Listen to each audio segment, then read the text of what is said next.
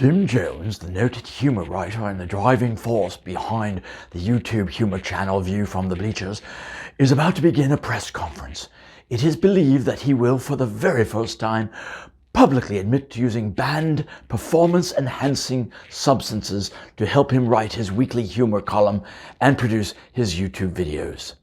It appears that Mr. Jones is about to enter the room and make some prepared remarks.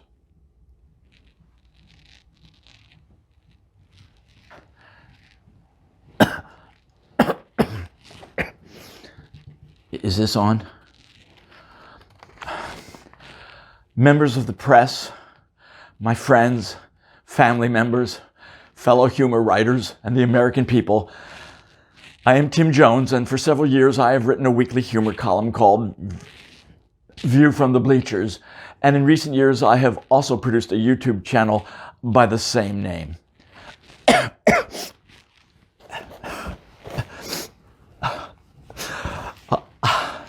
Where do I begin? This is not easy for me to admit, but the time has come for me to, finally come clean.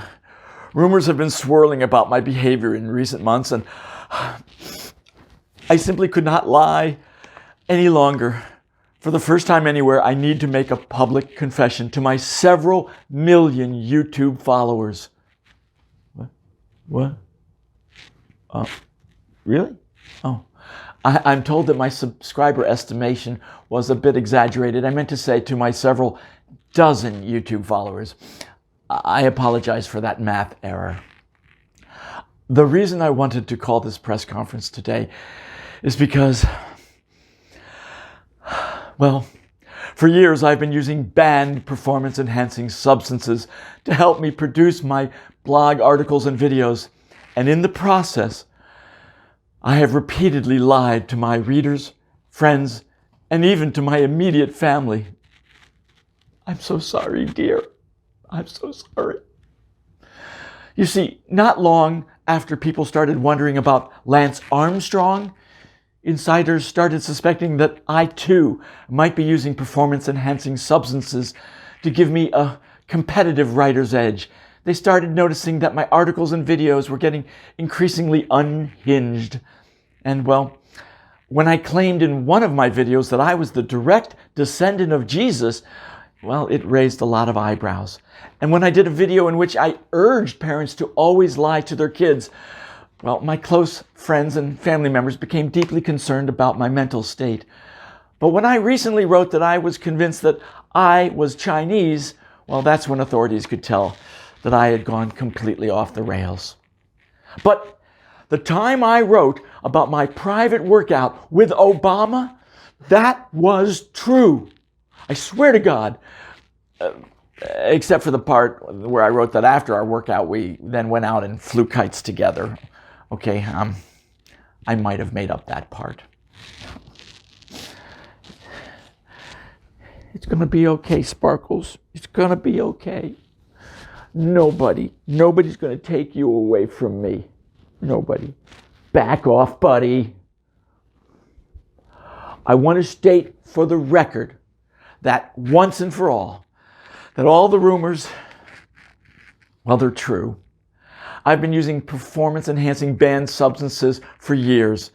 It's the only way I know how to endure the drudgery of producing a new humor article or a new video week after week. It's a brutal sport. I tried to write clean, but I couldn't.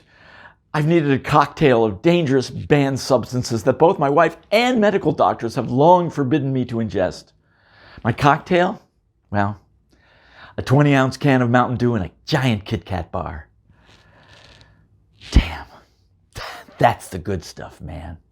Sometimes, when I'm really struggling to come up with a funny topic, I've been known to scarf down an entire can of Pringles. But in my defense, I always choose the multi-grain version. And if I'm on a tight deadline and stuck, there are times, I've gotten desperate and I've downed an entire bag of peanut M&Ms. Except for the green ones. I won't eat the green ones now that they're not sexy anymore. What a crime. I'm not proud of what I've done. But who am I hurting besides myself. So what if I furtively ingest dangerously high levels of glucose and fructose and pump saturated fat and refined flour directly into my bloodstream? It's the only way I know to keep myself tethered to my keyboard to write this crap. Outstanding humor that you've come to enjoy. Hell, I would have stopped this press conference 2 minutes ago if it weren't for the gummy bears in my pocket that keep me focused. You want some gummy bears? You want some gummy bears? Yeah, have some gummy bears. Yeah, good job. I know what you're probably wondering. Have those banned substances actually improved my writing performance? Well, it's hard to say, really. But without these raging chemicals stampeding through my brain, how could I have possibly come up with a post about 8,000 drunken U.S. sailors on a mission to capsize the island of Guam? Or what about my article in which I described my hallucinogenic trip to the dentist? You know, it was just a matter of time before the authorities connected the dots and figured out that I was ingesting excessive levels of dangerous chemicals that were severely impairing my mental faculties, not to mention my maturity. Okay, so I've decided to come out of the closet, which, by the way, that's where I hide most of my junk food from my wife and kids, but that's another story. But the deception doesn't just end there. As bad as my substance abuse has been, I have compounded my reckless behavior by perpetrating a litany of lies week after week. According to factcheck.org, I have lied to my readers roughly 27,500 times. Okay, make that 27,501 since that last statistic about fact check, I just made that up. Just a few of my lies have included when I wrote that the British Prime Minister Boris Johnson was in negotiations to appear on Dancing with the Stars. Okay, that was a lie. When I wrote that I voted for Donald Trump for president in 2020, that was a blatant lie. I knew all along I was going to cast a write-in vote for Jennifer Lopez. She's so dreamy.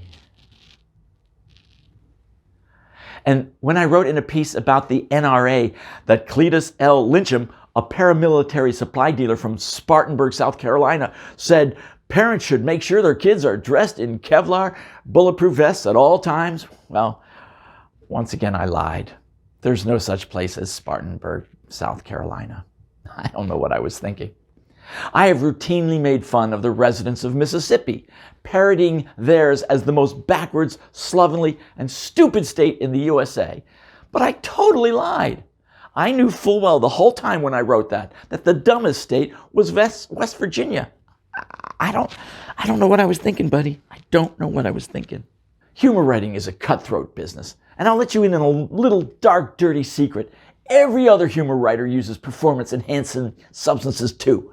You think I'm the only writer who will power through an entire sleeve of double-stuffed Oreos when they only have 50 minutes left to complete their column? Heck no.